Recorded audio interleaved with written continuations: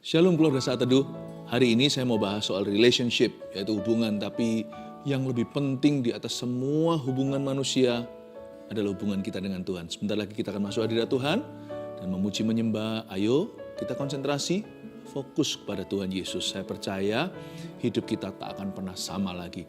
Saya bacakan kesaksian seperti luar biasanya dari keluarga Saat Teduh yang mengalami jamahan Roh Kudus. Linawati K. Shalom Pastor Philip dan tim. 25 Mei 2022 ketika Saat Teduh bersama yang berjudul Hidup Doa dan Manusia Roh yang Kuat. Di akhir acara pastor sampaikan ada orang yang 3 tahun mau jual rumah tapi nggak laku. Jangan takut, dalam 3 hari lagi akan ada pembeli yang datang. Saya teriak imani, itu saya Tuhan. Akhirnya giliran saya tiba dan benar 3 hari saya dapat penawaran dan pembeli yang membeli rumah itu. Saya sangat bersyukur sejak 2019 saya alami financial breakdown karena investasi yang salah dan bayar kesehatan orang tua. Saya udah lama jauh dari Tuhan. Lalu April 2020 saya ikut Saat Teduh bersama untuk pertama kalinya dan melalui acara ini saya alami pemulihan dalam semua aspek kehidupan serta belajar mengampuni. April 2021 saya ikut CG di GMS Jakarta. Thank you and God bless you always. So very happy mendengarkan kesaksian Anda. Senang sekali untuk terobosan-terobosan yang terjadi, khususnya hari ini sudah belongs to a godly community, sudah menjadi bagian daripada komunitas iman. Haleluya. Ervin Hendrawati, Shalom Pastor Philip, saya ikut Saat Teduh bersama 23 Juli 2022. Saat saya sedang mengunjungi anak saya di Melbourne. Kebetulan hari itu karena efek obat, saya nggak mengikuti acara live-nya. Esok harinya anak saya berkata, Mama didoakan sama Pastor Philip tentang miom. Jadi pagi itu saya segera buka YouTube untuk mengikuti yang tadi malam itu. Ketika pastor membacakan kesaksian seorang yang disembuhkan dari batuk karena asam lambungnya, saya imani juga bahwa batuk saya juga disembuhkan Tuhan. Karena sebelum berangkat, sudah 3 minggu saya batuk, udah swab, dan bahkan foto torak semua baik. Dokter bilang karena alergi, sudah banyak minum obat, juga tidak sembuh. Ketika pastor membacakan kesaksian itu, saya pegang tenggorokan saya dan saya berdoa agar Tuhan sembuhkan. Saya percaya dengan iman. Selesai Saat Teduh hingga hari ini, batuk saya benar-benar sembuh sama sekali. Puji Tuhan. Lili, Shalom Pastor Philip dan tim. Saya menderita batuk kering yang berlangsung sudah beberapa bulan lamanya dan berdampak pada waktu istirahat malam hari. Beberapa obat dan suplemen sudah saya konsumsi namun batuk saya tidak kunjung reda. Terus terang ada timbul rasa khawatir. Kami selalu rutin dan gak pernah bolong dalam mengikuti Saat Teduh bersama sejak Maret 2020. Pada 29 Juni 2022, tentang bahasa kasih kita kepada Tuhan, pastor menubuatkan ada seseorang yang mengalami batuk kering sudah berbulan-bulan lamanya, dan dia khawatir kalau itu gejala COVID. Seketika juga akan disembuhkan dalam nama Tuhan Yesus. Saya imani langsung bahwa itu adalah saya yang dimaksudkan. Malam harinya saya sudah bisa tidur dengan nyenyaknya dan batuk saya berangsur sembuh hingga total. Haleluya, Tuhan Yesus baik. Dia adalah Yehovah Rafa. Oh, praise the Lord ya. By the way ini mengikuti dari sejak awal pertama kali Saat Teduh bersama diadakan yaitu Maret 2020. Jangan ketinggalan, ada banyak kesaksian, ada banyak rema firman Tuhan, lagu-lagu pujian yang akan membebaskan kita dari kuk dan beban. Mari kita mempersiapkan diri untuk membangun hubungan kita dengan pribadi yang termulia, dengan seorang yang paling penting di hidup kita. Tiada lain, Yesus Kristus namanya. Mari kita datang untuk menyembah Dia. Haleluya. Di hadapan hadirat-Mu, ya Bapa, ku datang dengan penuh kerinduan. Di hadapan hadirat-Mu, ya Bapa, segala keangkuhanku hilang. Di hadapan hadirat-Mu, di hadapan hadirat-Mu, ya Bapa, ku datang dengan penuh kerinduan. Di hadapan hadirat-Mu, ya Bapa, segala keangkuhanku hilang. Ku sembahkan, ya Bapa, ku sembahkan, ya Tuhan, ku tinggikan nama-Mu Yesus dalam hidupku selalu. Mari datang di hadirat Bapa kita. Di hadapan hadirat-Mu, ya Bapa, ku datang dengan penuh kerinduan. Di hadapan hadirat-Mu, ya Bapa, segala keangkuhanku ku sembahkan, ya Bapa, ku sembahkan, ya Tuhan, ku tinggikan nama-Mu Yesus dalam hidupku selalu.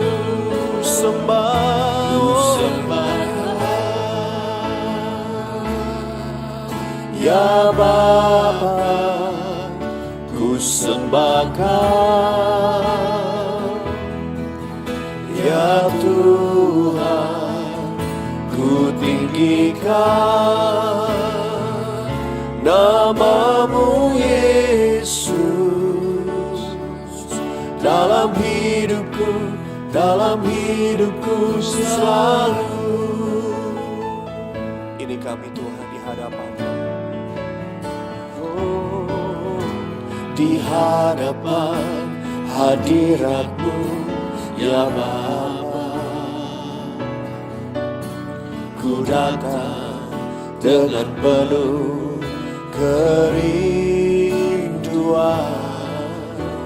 Di hadapan hadirat-Mu, ya Bapa,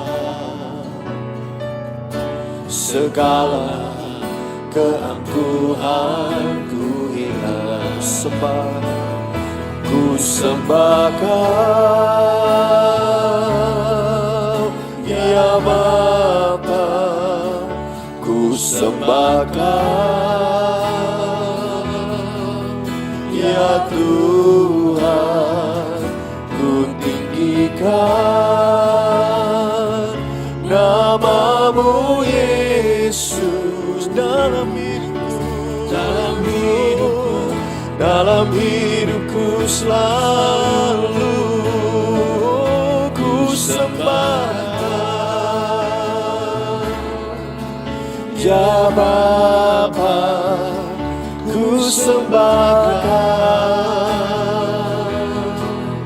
ya Tuhan, ku tinggikan nama-Mu Yesus dalam hidupku selalu.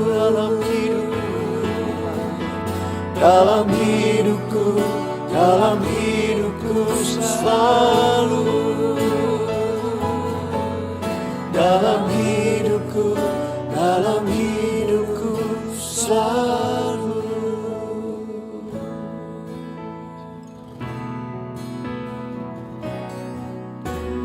Kemanakah aku dapat pergi menjauhi Roh-Mu, Tuhan? Ku berlari mendaki ke langit, namun Engkau ada di sana.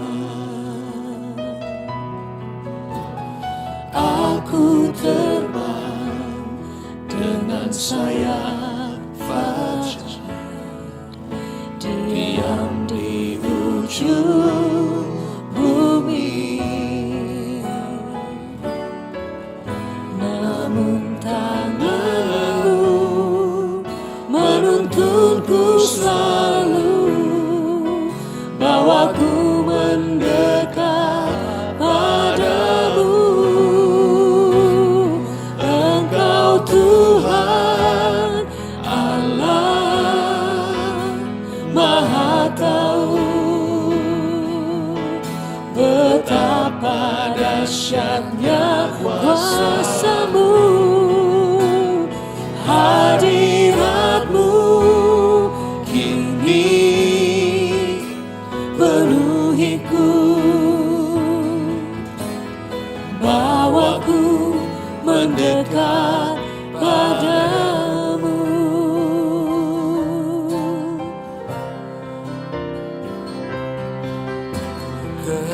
Kemanakah aku dapat pergi, menjauhi Roh-Mu Tuhan? Ku berlari mendaki ke langit, namun Engkau ada di sana. Aku terbang dengan sayap fajar, diam di ujung bumi. Namun tangan-Mu menuntunku selalu, bawaku mendekat padamu. Engkau Tuhan Allah Maha Tahu, betapa dahsyatnya kuasa-Mu, hadirat-Mu kini penuhiku. Bawaku mendekat padamu. Engkau Tuhan, oh yang selalu tahu, Maha Tahu, betapa dahsyatnya kuasa-Mu, hadirat-Mu kini penuhi setiap kami Tuhan. Oh, bawaku mendekat padamu. Engkau Tuhan Allah Maha Tahu, betapa dahsyatnya kuasa-Mu, hadirat-Mu kini penuhiku. Bawaku mendekat padamu. Bawaku mendekat, bawaku mendekat padamu.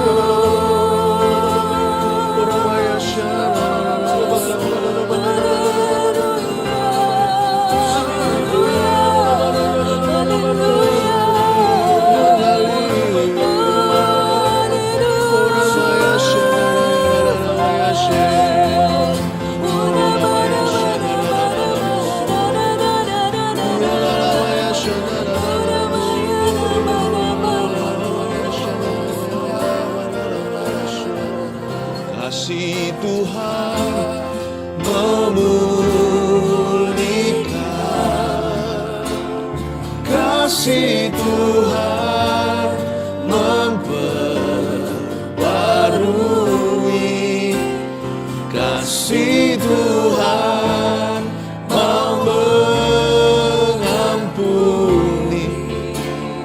kasih Tuhan mengubah segalanya, kasih Tuhan memulihkan, kasih Tuhan mau memperbarui, kasih Tuhan mau mengampuni, kasih Tuhan mengubah segalanya, kasih Tuhan mengubah segalanya, kasih Tuhan mengubah dunia. Ubahkan dunia yang ada di dalam hati dan batin kami. Kami mau berubah dari dalam. Apa yang sudah mengakar lama, kalau itu bukan dari Tuhan, Tuhan cabut. Kami rindu Tuhan Yesus untuk mengalami Yesus. Mengalami Tuhan. Di saat duduk bersama ini, kami mau ya Tuhan mengalami perubahan. Tuhan, kami beriman kepadamu. Tambahkanlah iman kami, ajari kami untuk percaya. Kami percaya dengan segenap hati, Tuhan ada di sini untuk mendengar doa kami dan untuk mengajari kami sesuatu. Kami terima impartasi dari tempat maha tinggi. Dengan hati terbuka, sembunyikan hamba-Mu di balik salib-Mu selalu. Dalam nama Yesus. Haleluya. Amin.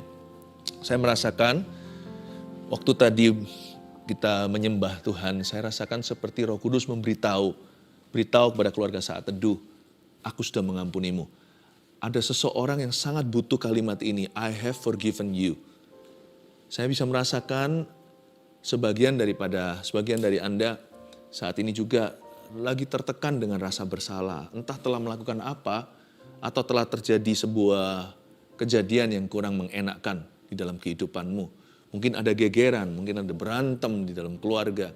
Mungkin juga jatuh dalam dosa. Pokoknya saya rasa sangat kuat dorongan untuk memberitahukan bahwa Tuhan sudah mengampunimu. Pergilah dan jangan berbuat dosa lagi.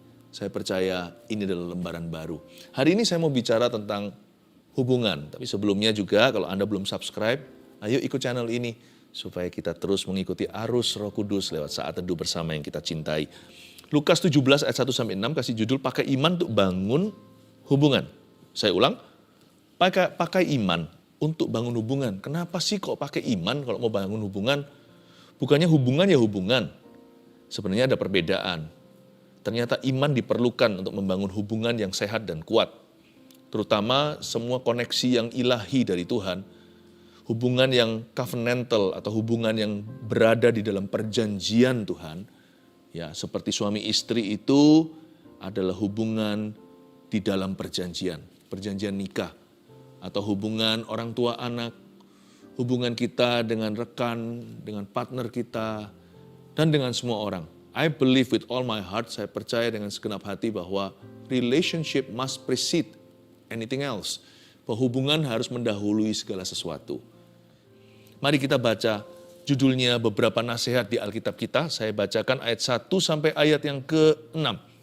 Yesus berkata kepada murid-muridnya, tidak mungkin tidak akan ada penyesatan, tetapi celakalah orang yang mengadakannya.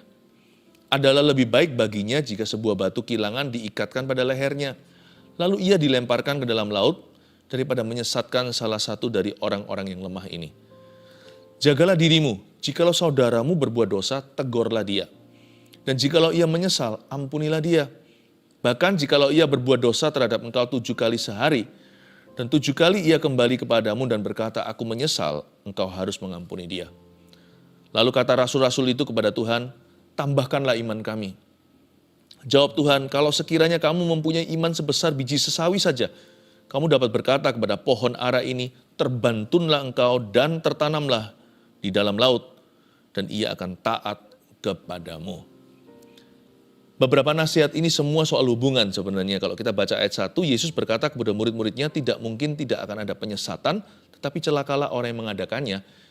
Sekilas terdengar seperti ajaran sesat atau yang dilakukan oleh guru-guru palsu. Tapi sebenarnya ini dalam konteks hubungan. Berarti hubungan itu either antara kita jadi berkat sama orang lain atau kita jadi kutuk bagi kehidupan mereka. Hubungan itu tidak bisa netral. Kita menuntun orang pada kebenaran atau kita sendiri salah, lalu kita menuntun orang lain pada kesalahan pula. Yang disebut penyesatan di sini itu bisa saja tentang sebuah pengajaran atau suatu doktrin yang salah. Tetapi ini lebih kepada orang yang salah menjalin hubungan yang salah pula dengan orang lain. Jadi ini bicara tentang kecurangan. Sebab kata penyesatan di sini dalam bahasa Yunaninya adalah skandalon. Terdengar mirip seperti kata skandal ya. Ada orang-orang memang scandalous. Ada orang-orang yang gak bisa hidup tanpa skandal. Pokoknya gak pernah beres lah. Sama orang lain itu kalau gak curangi ya manfaatkan. Jikalau gak begitu kepahitan dan menyebarkan kepahitan. Ada orang yang jadi berkat buat sesamanya. Tapi ada orang pula yang jadi batu sandungan. Nah, Anda dan saya tipe orang yang mana? Jangan mengeluhkan persoalan ini. Jangan kita menggerutu perlakuan orang lain terhadap dirimu. Itu adalah pilihan orang itu di hadapan Tuhan. Kita tidak punya kuasa atau wewenang untuk menentukan. Itu di luar kendali kita, bagaimana orang lain memperlakukan kita hari ini. Apa yang di dalam kendali kita, kunci di tangan adalah keputusan hati kita hari ini bagaimana memperlakukan mereka. Bagaimana kita memperlakukan orang lain, itu keputusan hati sendiri. Jangan sampai ada skandalon di dalamnya. Jangan ada maksud palsu di dalamnya, niat jahat. Apalagi sama orang baik. Orang jahat aja kita nggak boleh jahat sama mereka kok. Alkitab ajarkan kita jangan balas kejahatan dengan kejahatan, gigi ganti gigi, mata ganti mata. Orang lain mau salah itu urusan mereka. Kita nggak mau ikut-ikut salah. Masa orang benar akhirnya jadi salah karena mereka disalahi. Kalau orang lain salahi kita punya hak dan kewajiban di hadapan Tuhan untuk menentukan sikap hati sendiri.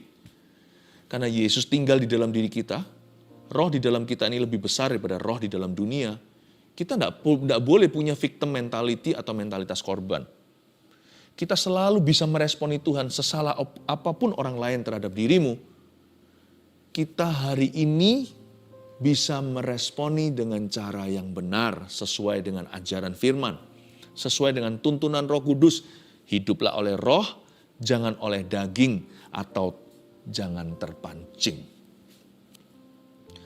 We have the benefit of making our own choice. Kita punya kelebihan ini sebagai orang-orang diurapi. Kita tidak perlu ditentukan oleh keadaan.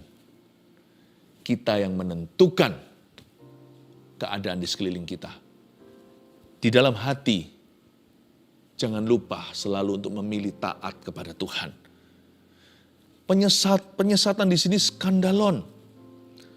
Tetapi celakalah orang yang mengadakannya. Jadi Tuhan berkata, nggak mungkin sih nggak ada penyesatan. Pasti ada orang salah di dunia ini. Di dunia ini pasti ada yang mengambil inisiatif atau memulai cari gara-gara. Jangan minta orang lain berubah, nggak bisa. Kalau kita minta seluruh dunia berubah, mungkin belum waktunya. Karena dunia belum kiamat. Lebih tepatnya dalam bahasa orang Kristen, bahasa Alkitab, Tuhan belum datang untuk mengadili, memisahkan kambing dengan domba. Jadi tetap sampai sekarang masih campur baur namanya gandum dan lalang. Janganlah kita itu mau exit lalu berkata atau kita hidup di luar realita. Kita minta orang lain berubah dulu, baru saya tidak kepahitan. Nggak bisa. Orang itu mungkin bisa berubah terhadap siapa kita kepahitan, tapi pasti akan ada orang baru nanti yang membuatmu pahit lagi. Atau bisa jadi orang tadi yang sudah berubah itu berubah kembali ke kehidupan lama jadi jahat lagi. Sudahlah, imanmu janganlah diombang-ambingkan tergantung dengan keputusan orang. putuskan sendiri di hati. No skandalon, tidak ada penyesatan dalam hati. Pokoknya orang lain gimana sama aku, terserah dia. Aku sama orang lain, itu terserah aku dengan Tuhan. Dan aku mau jadi berkat, aku tidak mau jadi skandal dalam kehidupan orang. Aku tidak mau jadi batu sandungan. Aku pokoknya mau jadi berkat, mau jadi nilai plus di dalam kehidupan orang lain. Dan aku akan menjadi alat di tangan Tuhan. Tidak mungkin gak akan ada penyesatan, kata Tuhan. So live with it. Belajar untuk hidup dengan itu. Hidup dengan realita demikian. Terimalah dulu di dalam benak hatimu. Sampai kapanpun dunia ini akan beraneka ragam dan banyak orang jahatnya pula. Tidak mungkin gak akan ada penyesatan itu. Tetapi celakalah orang yang mengadakannya. Yang penting janganlah kita jadi skandalonnya. Yang penting jangan kita yang jadi orang jahatnya. Yang penting janganlah kita yang jadi pencurinya. Jangan kita yang memanfaatkan orang lain. Jangan kita yang menipu. Jangan kita yang mengkhianati. Jangan kita yang menjual sesama kita. Jangan kita yang jadi batu sandungan. Tetapi celakalah orang yang mengadakannya. Gini loh. Sampai kapanpun ya. Setiap kali kita lemparkan pancing kita ke danau yang penuh ikan. Mesti ada satu ikan yang akan memakan umpan. Tetapi Tuhan berkata, tapi celakalah mereka yang melemparkan umpan itu. Untuk menjatuhkan. Sampai kapanpun there will always be a poor fish. Selalu akan ada satu ikan yang kurang pintar. Masa nggak belajar dari kesalahan yang lalu? Teman-temannya sudah terpancing makan umpan itu, lalu mati. Dia tetap tidak belajar sesuatu. Sampai kapanpun di dunia ini, selalu ada ikan yang makan umpan. Selalu ada orang yang meresponi salah dengan salah. Selalu ada orang yang meresponi kejahatan dengan kejahatan. Dan selalu ada orang yang jahat yang memulainya dulu. Selalu ada itu. Tapi celakalah orang yang memancing sesamanya. Celakalah orang yang mencurangi sesamanya. Celakalah jikalau Anda dan saya pelakunya. Adalah lebih baik baginya jika sebuah batu kilangan diikatkan pada lehernya. Lalu ia dilemparkan ke dalam laut. Daripada menyesatkan salah satu dari orang-orang yang lemah itu. Bukankah orang yang mencurangi sesamanya Tuhan bilang celaka? Lalu Tuhan memberikan satu solusi kalau orang itu nggak bertobat. Mendingan ya, orang itu di ujung hidupnya mengalami kematian yang mengenaskan. Semoga dia diberi kesempatan bertobat dan tahu bahwa dia itu dapatkan ganjaran sepatutnya. Misalnya jika orang yang suka menipu orang lain, kalau dia bangkrut, padahal semua uang itu kan tidak halal. Jikalau akhirnya dia dibangkrutkan dan dia menyadari insyaf dan berkata, ya aku dulu gini kan orang, sekarang aku sendiri jatuh. Orang itu kusebut lebih berbahagia daripada orang yang mati bahagia dalam dosanya. Orang yang mencurangi sesama, kalau hidupnya fine-fine saja, lalu dia meninggal dunia, takutlah. Karena Tuhan berkata, celakalah dalam bahasa Inggrisnya, woe itu artinya binasalah. Orang seperti itu ditunggu Tuhan di sebelah sana.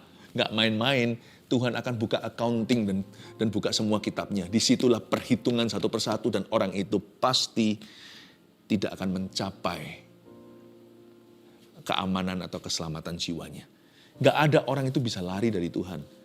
Kerajaan Tuhan sekalipun penuh pengampunan. Pengampunan itu bukan diberikan kepada orang-orang yang masih terus memilih untuk berbuat dosa. Tapi pengampunan itu diberikan kepada orang-orang yang bertobat dan memohonkannya.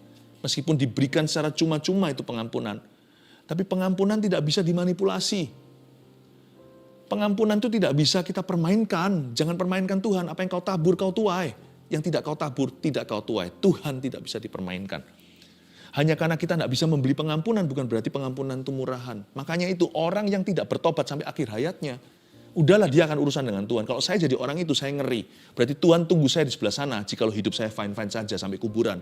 Berarti Tuhan menanti saya di gerbang yang satunya itu.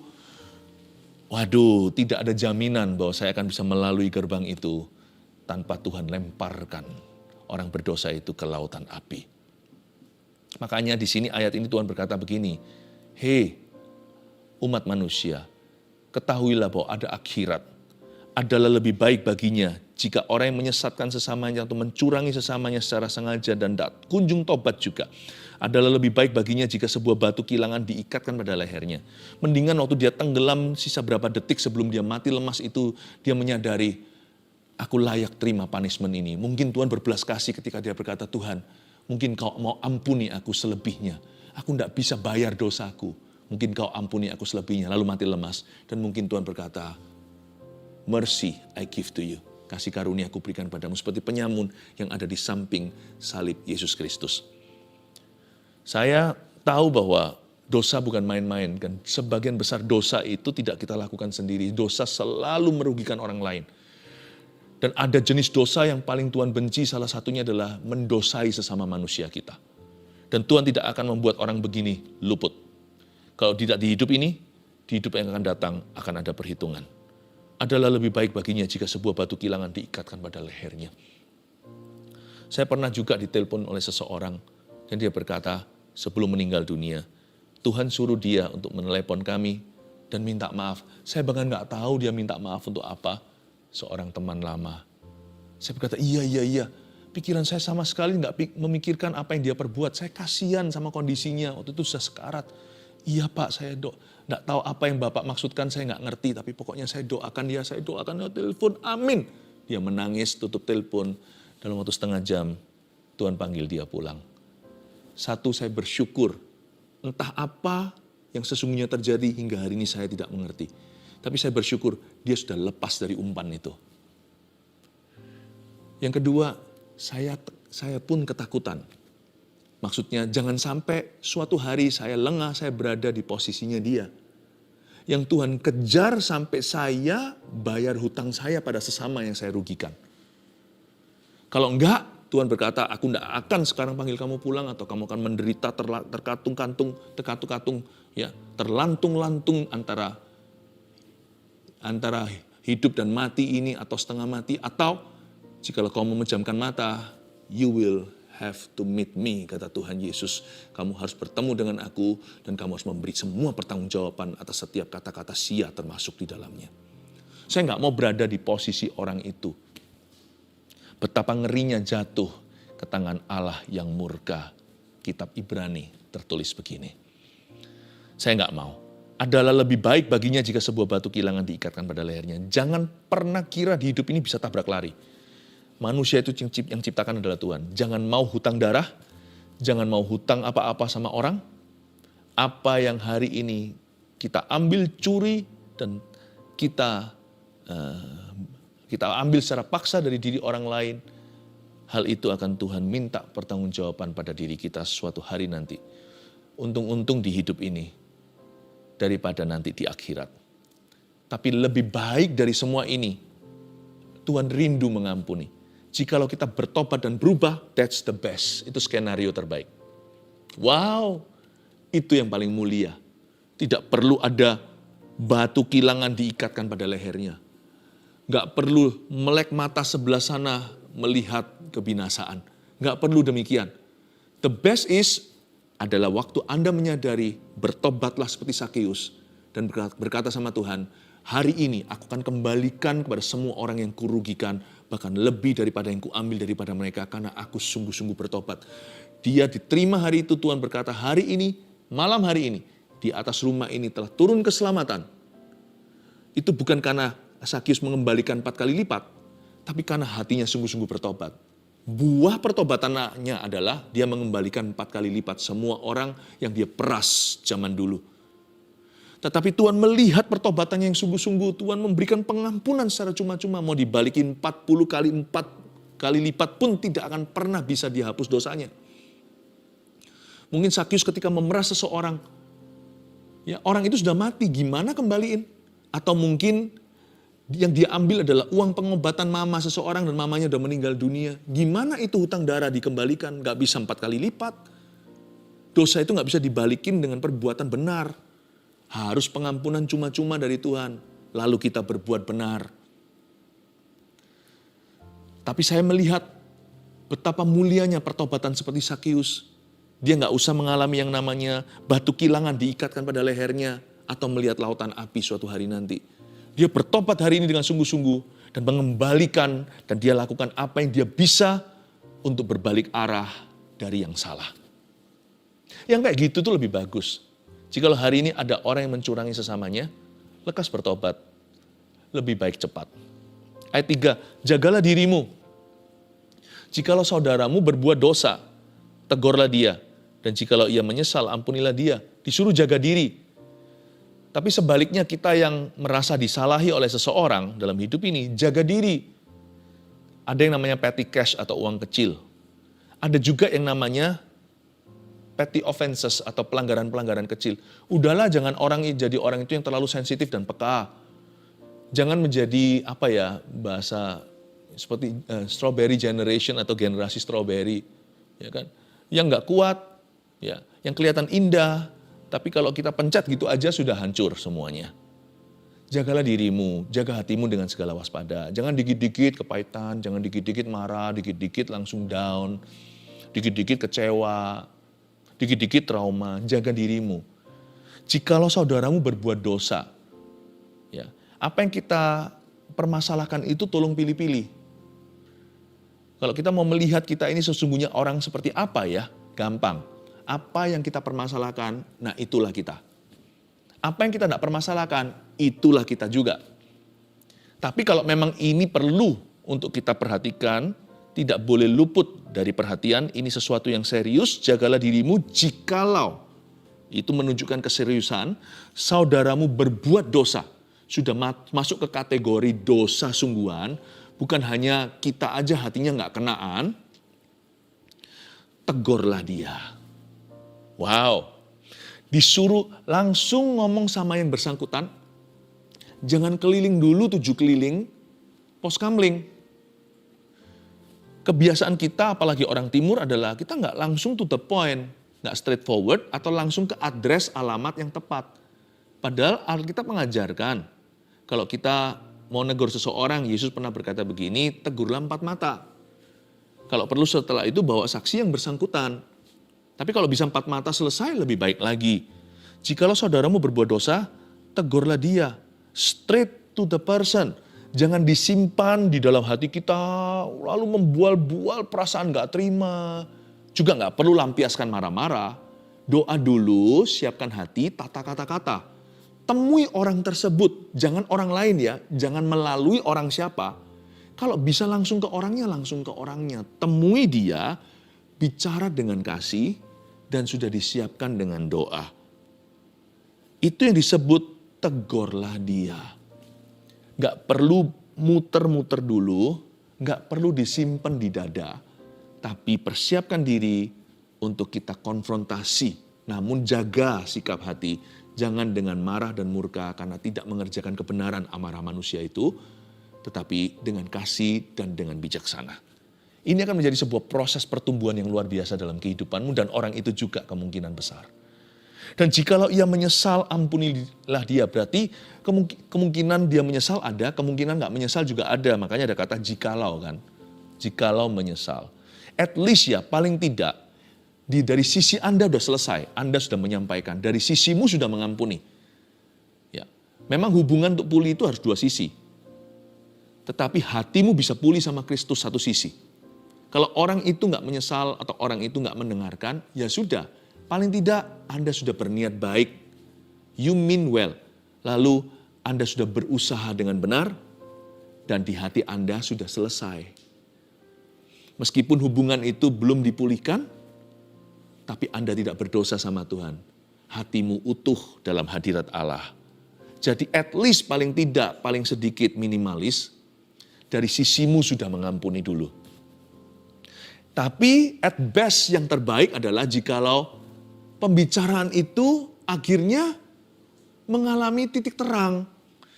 Jikalau itu terjadi, betapa indahnya, itulah yang disebut dunia rekonsiliasi. Kalau ia menyesal, ampunilah dia. Ya. Nggak ada opsi yang lain, harus ampuni. Iya, harus diampuni. Kalau dia menyesalnya dalam pembicaraan itu ada titik terang tadi, maka pengampunan itu bisa dirasakan bersama. Tapi kalau orangnya tidak bisa kita ajak bicara, pengampunan bisa kau rasakan di hatimu. Sudah get over, di dalam hatinya sudah over dengan itu.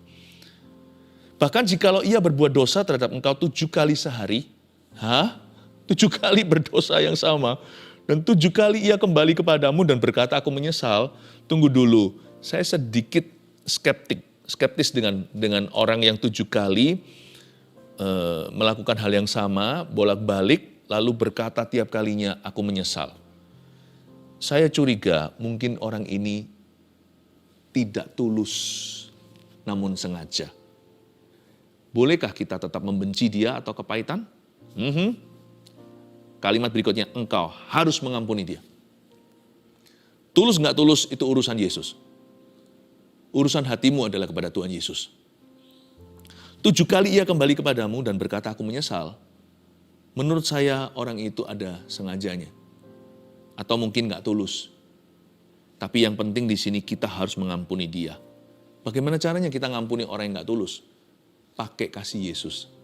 Saya kalau mengampuni dan mendoakan dalam dunia hubungan, jikalau saya merasa saya nggak kuat lagi, sudah nggak punya lagi token, nggak bisa lagi memberikan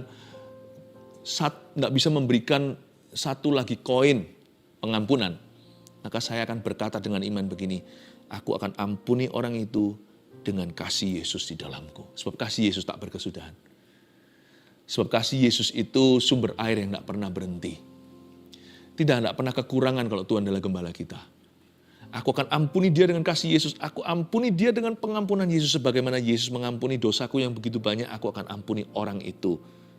Dengan sebagian pengampunan yang kuterima, kubagikan kepadanya. Orang itu gak layak menerimanya, sebagaimana aku gak layak menerima pengampunan dari Tuhan. Aku akan ampuni dia. Sebab Yesus berkata, engkau harus mengampuni. Di sini gak ada pilihan lain, no other options. Ayat yang ke-5, lalu kata rasul-rasul itu kepada Tuhan. Makanya rasul ngomong begini, tambahkanlah iman kami. Saya kira ayat tambahkanlah iman kami ini dipakai untuk mujizat.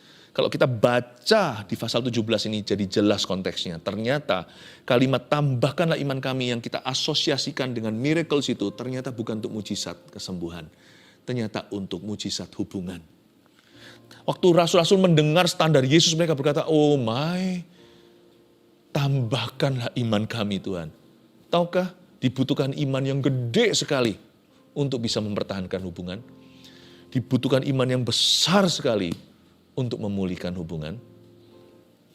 Jawab Tuhan, kalau sekiranya kamu mempunyai iman sebesar biji sesawi saja, kamu dapat berkata kepada pohon ara ini, terbantunlah engkau dan tertanamlah dalam laut dan ia akan taat kepadamu. Kalau kita mempunyai iman sebesar biji sesawi saja, Tuhan itu sangat realistis. Soal hubungan, kasih, mengampuni, kadang-kadang perasaan kita nggak ada di sana. Apalagi yang dilukai.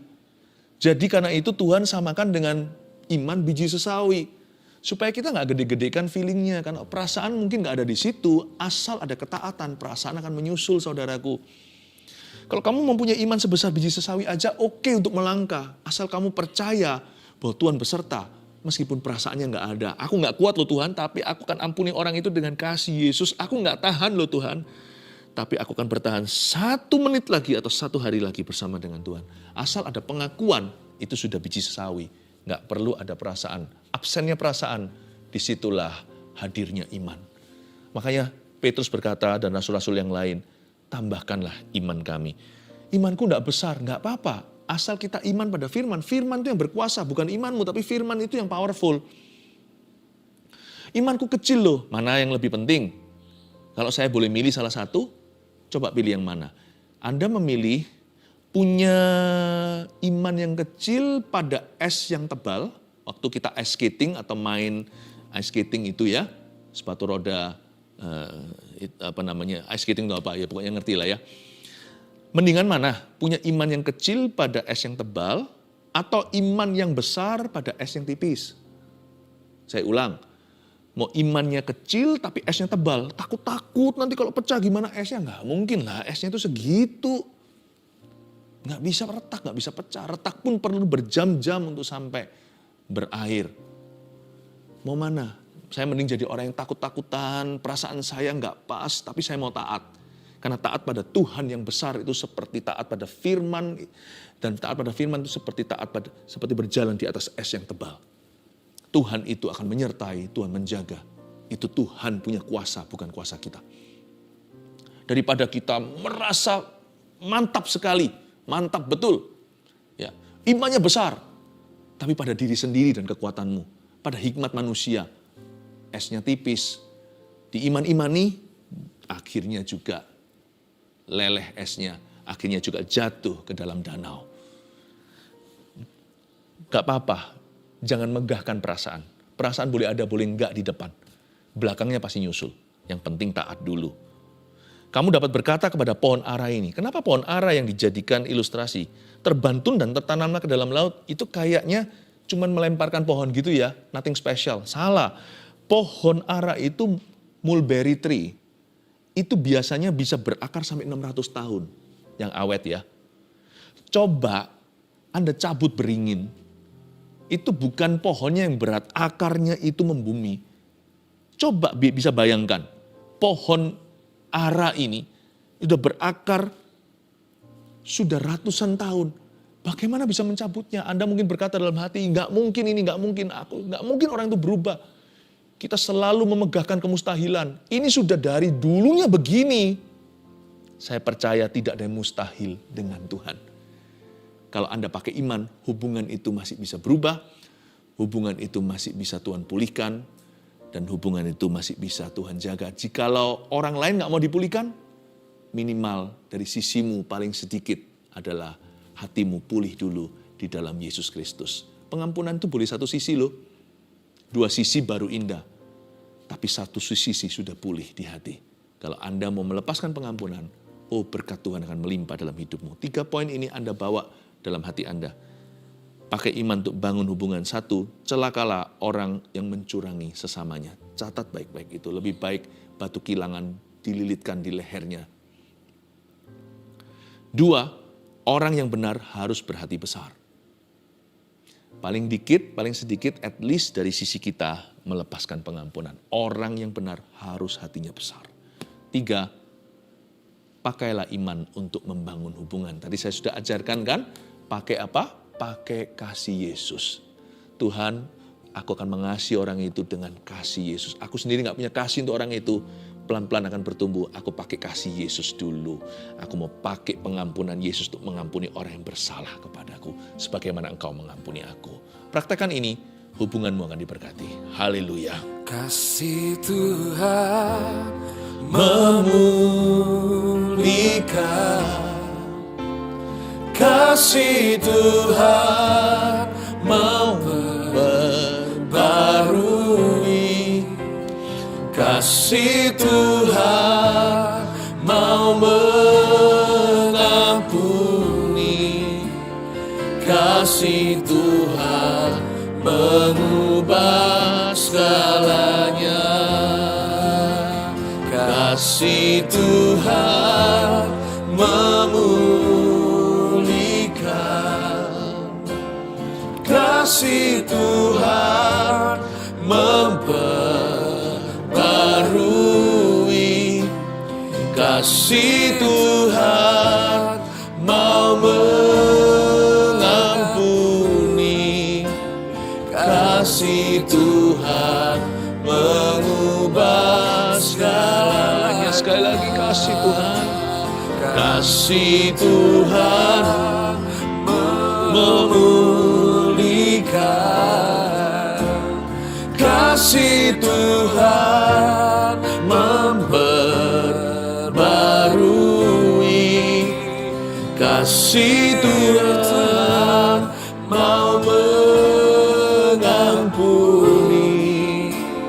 Kasih Tuhan mengubah segalanya. Sekali lagi kasih Tuhan memulihkan. Kasih Tuhan memulihkan. Kasih Tuhan memperbarui. Kasih Tuhan mau mengampuni. Kasih Tuhan mengubah segalanya. Kasih Tuhan mengubah segalanya. Kasih Tuhan mengubah segalanya. Kasih Tuhan mengubah segalanya. Saya mendengarkan barusan, telinga saya dibukakan, dengarkan satu wanita teriak dalam sebuah perkelahian pertengkaran dengan istrinya, dengan suaminya, suami istri ini. Ramai sekali bising, ada anak di sana yang melihat, dan Anda berkata, aku mau cerai sama kamu. Dan itu diulang berkali-kali, kalau nggak salah 3 kali diulang.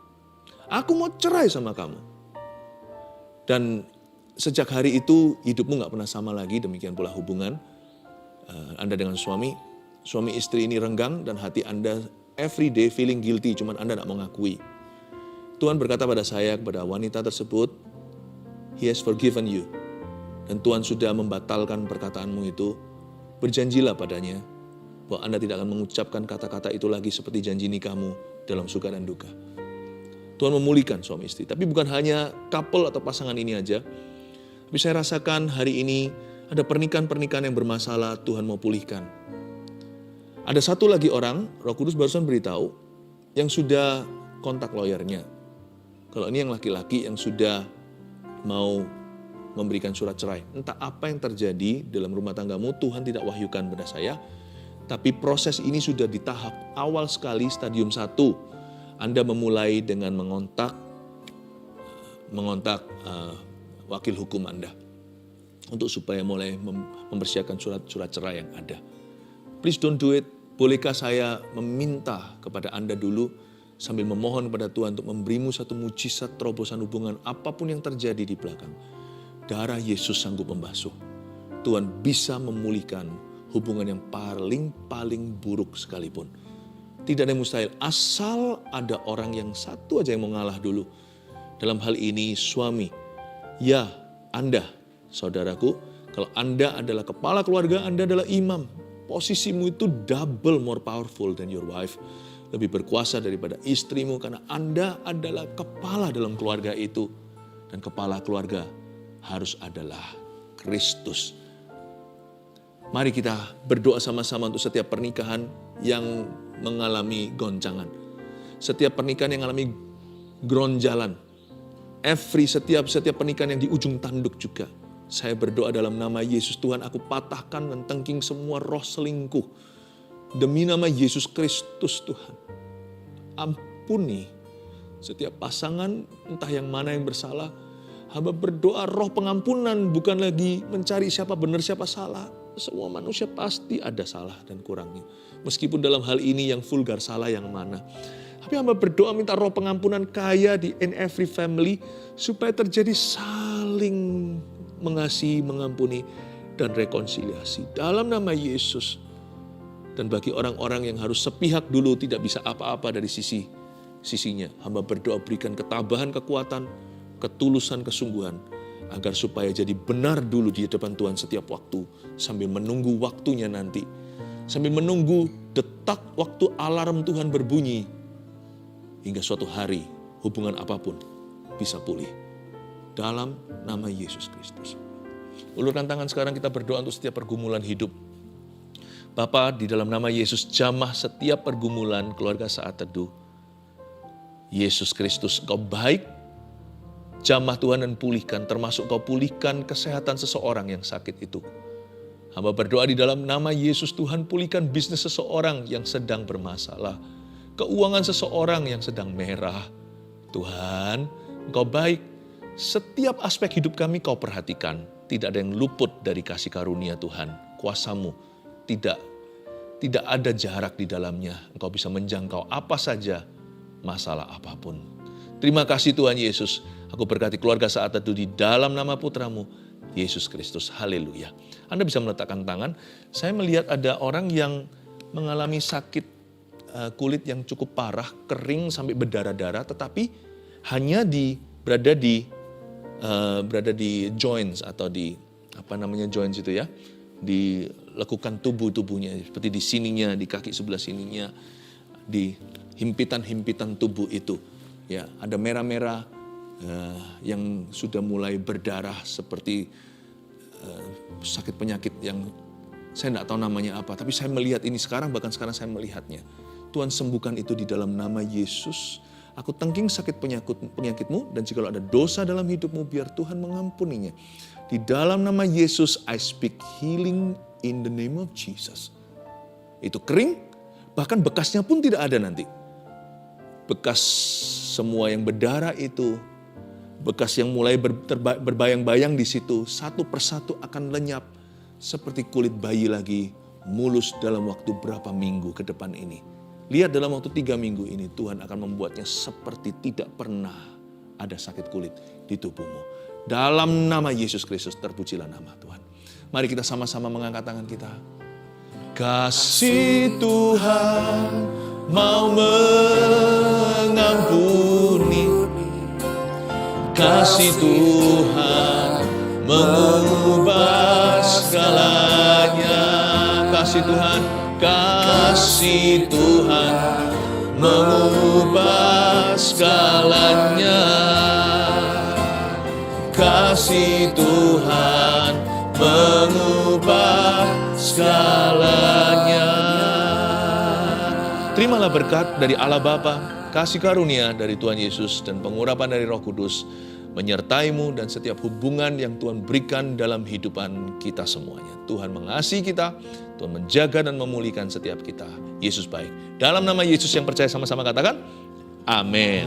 Praise the Lord. Sungguh alangkah baiknya, sungguh alangkah indahnya, bila saudara semua hidup rukun bersama.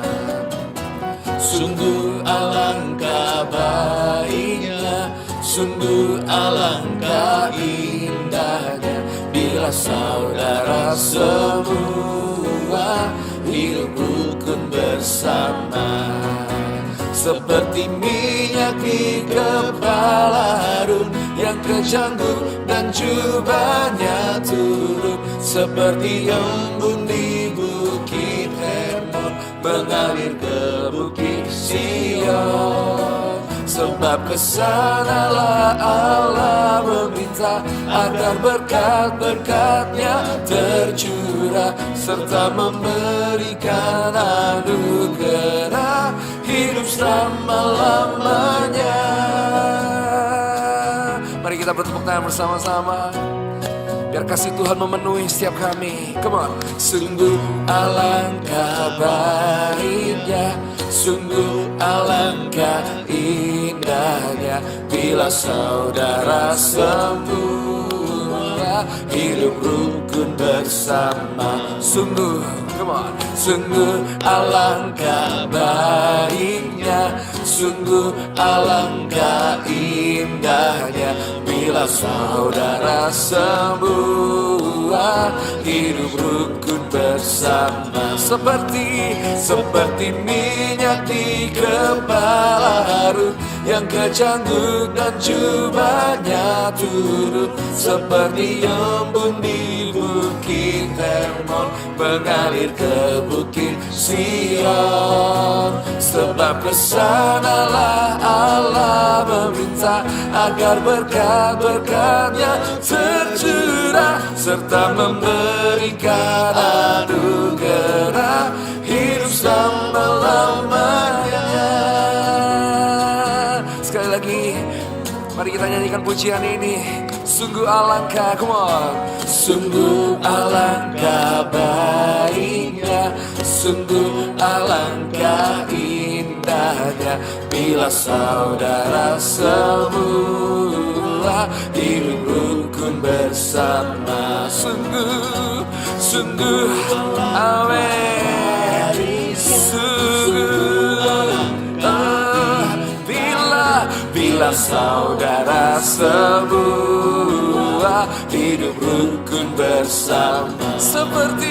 Seperti minyak di kepala Harun yang kejanggut dan jubahnya turun, seperti embun di bukit Hermon Hermon mengalir ke bukit Sion. Sebab kesanalah Allah memerintah agar berkat-berkatnya tercurah, serta memberikan anugerah hidup selama-lamanya. Seperti minyak di kepala Harun yang kecanggung dan jubahnya turun, seperti embun di bukit Hermon mengalir ke bukit Sion. Sebab kesanalah Allah meminta agar berkat-berkatnya tercurah, serta memberikan anugerah hidup selama-lamanya. Sebab kesanalah Allah memerintah agar berkat-berkatnya tercurah, serta memberikan anugerah hidup selama-lamanya. Hidup selama-lamanya. Hidup selama-lamanya. Bye-bye.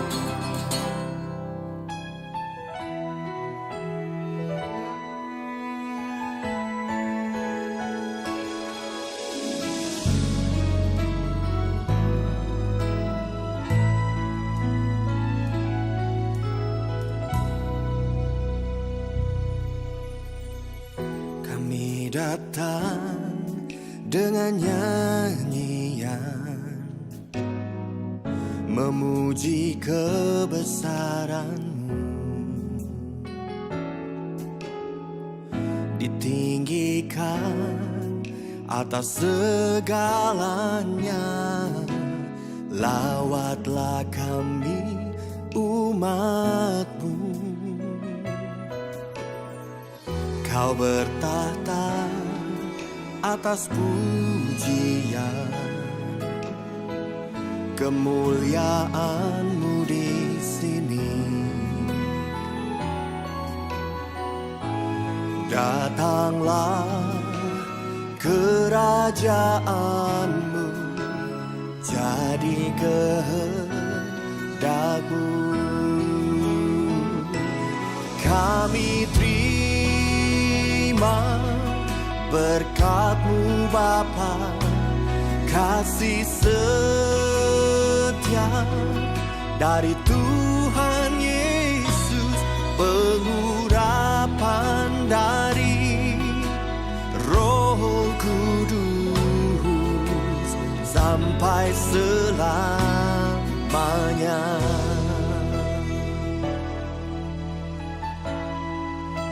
Oh, Kau bertahta atas pujian, kemuliaan-Mu di sini. Datanglah kerajaan-Mu, jadi kehendak-Mu. Kami terima berkat-Mu Bapa, kasih setia dari Tuhan Yesus, pengurapan dari Roh Kudus sampai selamanya.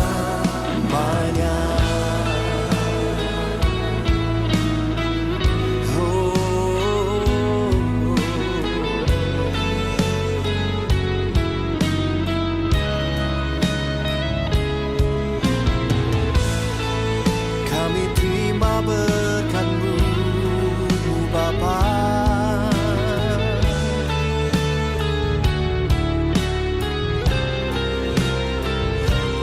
kami terima berkat-Mu Bapa, kasih setia dari Tuhan Yesus, pengurapan dari Roh Kudus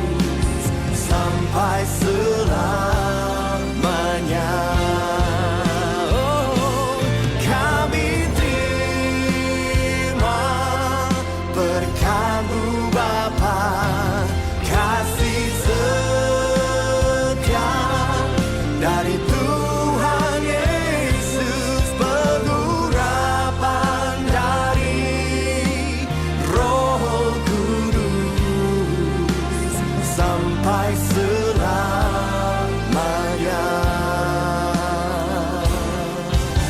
sampai selamanya.